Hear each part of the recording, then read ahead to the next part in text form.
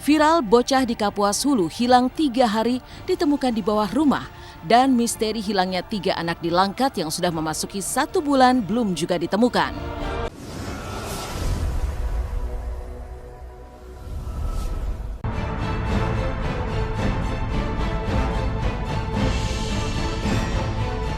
Media sosial kembali dibuat heboh dengan viral kasus anak hilang secara misterius.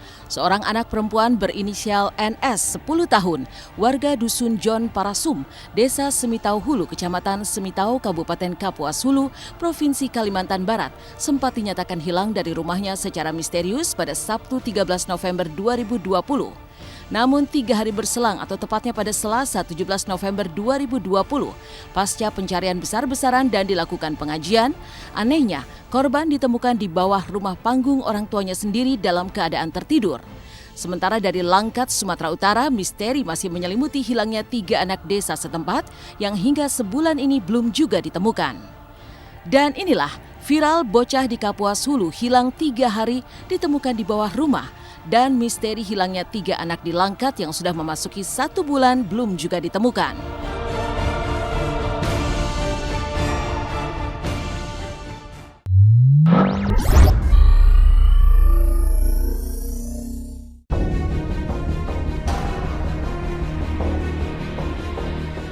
Warga Dusun Jon Parasum, Desa Semitau Hulu, Kabupaten Kapuas Hulu, Provinsi Kalimantan Barat geger. NS, bocah perempuan berusia 10 tahun, anak dari pasangan Alex dan Fatima yang sempat dinyatakan hilang secara misterius dari rumahnya pada Sabtu 13 November 2020, tiba-tiba ditemukan 3 hari kemudian, atau tepatnya pada Selasa malam 17 November 2020 dalam keadaan tertidur di bagian bawah rumah panggung milik keluarganya. Padahal sebelumnya keluarga beserta warga dan tim gabungan yang melakukan pencarian secara besar-besaran di sekitar desa, termasuk di bagian bawah rumah-rumah panggung yang ada di desa tersebut, namun tidak menemukan tanda-tanda keberadaan korban sebelumnya. Tak heran kejadian ini menjadi viral di media sosial karena saat ditemukan sang anak seperti tidak menyadari berada di bawah rumah dengan kondisi seperti kebingungan.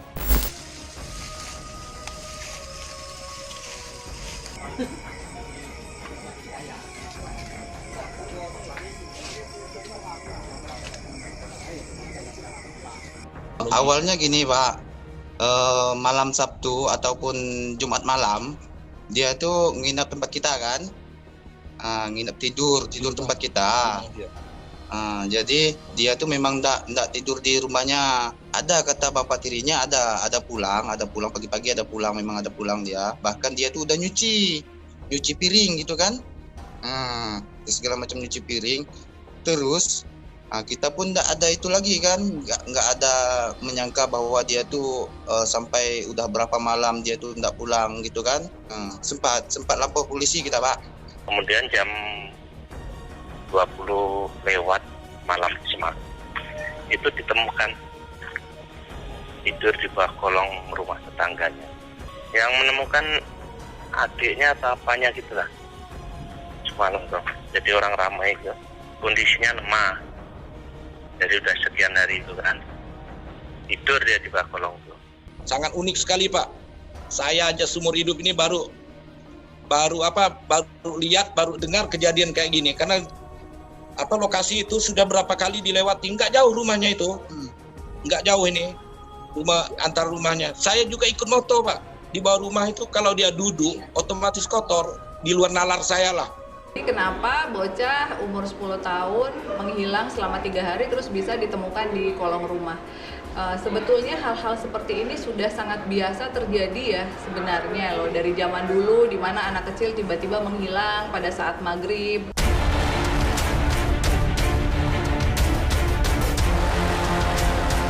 Keluarga korban sebenarnya juga sempatlah melaporkan hilangnya korban ke Polsek Semitau pada Selasa pagi 17 November.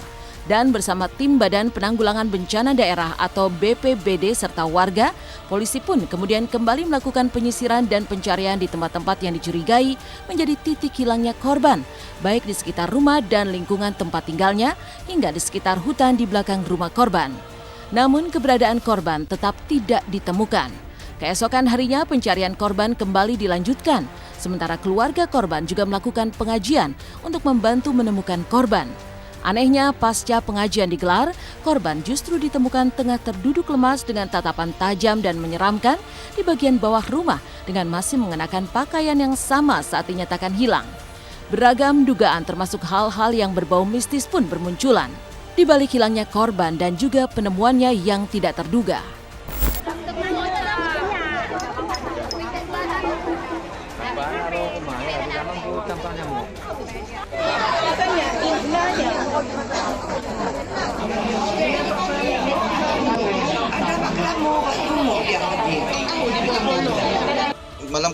Malam kedua dia hilang, memang ada pengajian di rumah untuk ikhtiar untuk pencarian gitu Pak ya. Nah, kakinya lurus, yang jelas duduk sambil nyender, seperti katakanlah masih melihat sesuatu ataupun pengennya diambil gitu Pak ya. Tapi matanya sangat seram Pak, pandangannya tajam, sangat tajam Pak, matanya sangat seram, pandangannya tajam, sangat tajam Pak. Korban ditemukan dalam keadaan selamat walaupun dalam keadaan lemas karena selama hampir 3 hari menjelang ke 4 hari tidak makan dan tidak minum. Nah, korban ditemukan di bawah kolong rumah korban. Nah, korban dalam keadaan selamat, sehat walafiat dan sekarang sudah dibawa ke Puskesmas untuk Ya nggak ada salahnya kita adakan pengajian karena itu wujud dari berpasrahnya keluarga dan warga sekitar situ untuk kembalikan ke Allah.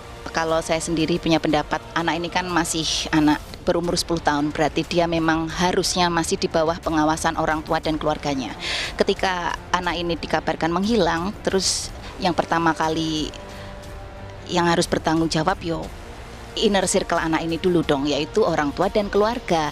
Bagaimana kok ini bisa terjadi? Ketika kita semuanya mau memohon kepada Allah Subhanahu wa taala, mau berdoa, mau bermunajat kepada Allah Subhanahu wa taala agar segala sesuatu yang diinginkan, maka Allah semuanya bisa saja mengkabulkan dengan doa-doa kita. Maka orang yang dekat dengan Allah Subhanahu wa taala, Allah pun akan memudahkan jalan keluarnya.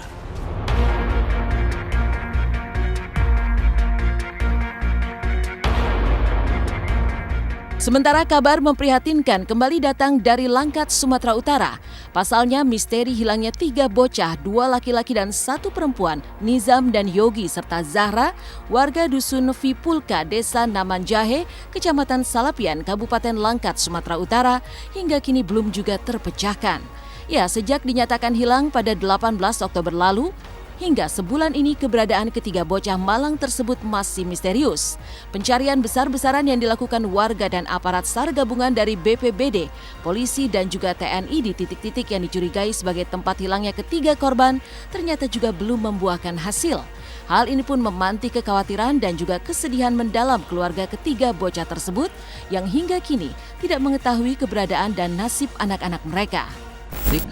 Terakhir kali di Koreaan ini gitu ya Mbak ya? Iya. Diduga ya? Iya benar sekali. Diduga di Koreaan ini guys. Jadi inilah dia penampakannya, kalian bisa lihat sendiri. Di sini sudah masih dipasang garis polisi. Udah sampai rumah?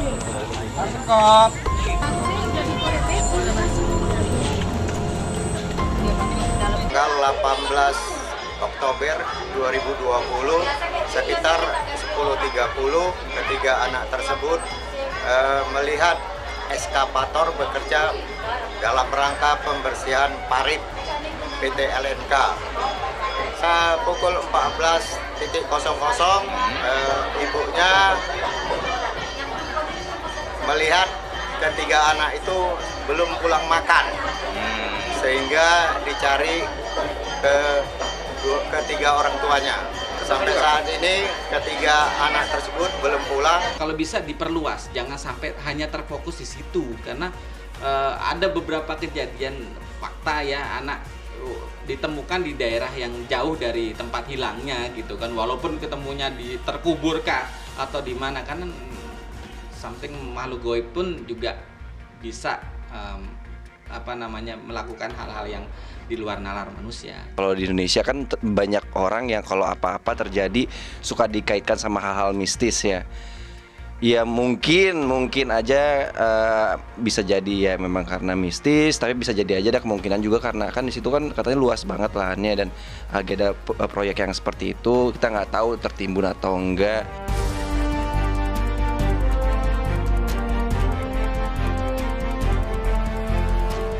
Seiring dengan kabar hilangnya ketiga bocah tersebut, sempat pula beredar video amatir yang memperlihatkan saat-saat terakhir ketiga bocah tersebut bermain-main sebelum dinyatakan hilang.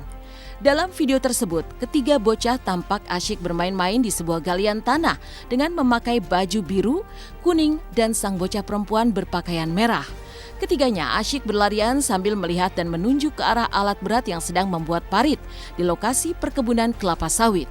Tak hanya melibatkan aparat kepolisian dan juga instansi terkait, pencarian ketiga bocah tersebut juga sempat melibatkan sejumlah tokoh spiritual dan anak indigo. Hal ini dilakukan lantaran hilangnya Nizam, Yogi, dan Zahra diduga kuat melibatkan kekuatan-kekuatan dari dimensi lain. Tidak hanya itu, pihak keluarga ketiga korban juga melakukan ritual melepas ikan mas ke danau guna mendapat petunjuk tentang keberadaan ketiga bocah tersebut. Sementara aparat desa menggelar ritual jaran kepang guna membersihkan desa dari kekuatan jahat yang diduga ikut berperan dengan hilangnya ketiga bocah asal desa mereka. 2 atau 3 kali dan hasilnya nihil, tidak ada ditemukan apa-apa. Bahkan penggalian, kalian bisa lihat sendiri pabriknya lagi beroperasi. Kita mau menitik beratkan sebenarnya ada di situ danau dan sekitaran situ guys. Namun pada saat itu kita nggak berkesempatan ke sana karena areal untuk ke sana saya sendiri tidak tahu dan lupa juga untuk bertanya kepada masyarakat.